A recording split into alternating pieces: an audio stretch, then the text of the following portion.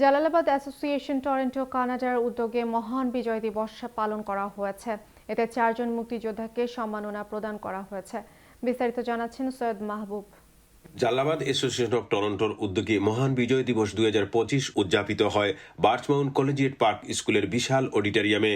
বর্ণাঢ্য এ আয়োজনের কনভেনর ছিলেন এজাজ চৌধুরী, কনভেনর আব্দুস সালাম, সদস্য সচিব Rifat Norin.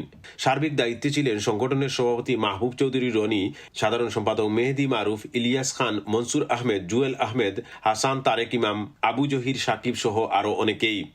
Jalalabad association of Toronto 4 জন মুক্তিযোদ্ধাকে এবার স্মারক সম্মাননা প্রদান করে। বিশেষ অতিথি হিসাবে উপস্থিত ছিলেন এমপিপি ডলি বেগম, কাউন্সিলর প্রার্থী কান্ডাবেল, কনসাল জেনারেল শাহ আলম খুকন সহ টরন্টোর বিশিষ্ট জেনেরা।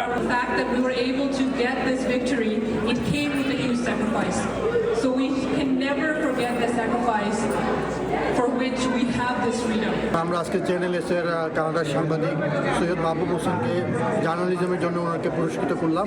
সেই সাথে আমরা মুক্তিযোদ্ধা 4 জনকে সম্মাননা দিয়েছি। আমাদের জালালাবাদ টরন্টোর আজকের এই আয়োজন আশা করি আমাদের দর্শকদের ভালো লেগেছে। আপনারা নেতৃত্ব দিচ্ছেন করেন।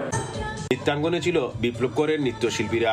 সঙ্গীত পরিবেশন করেন বাংলাদেশের প্রখ্যাত সঙ্গীত শিল্পী সামিনা চৌধুরী, শুভ্র দে ও স্থানীয় শিল্পীবৃন্দ। সমগ্র এই অনুষ্ঠানটির উপস্থাপনায় ছিলেন রুমানা মালিক মুনমুন। কানাডা থেকে সৈয়দ মাহবুব, চ্যানেলস নিউজ।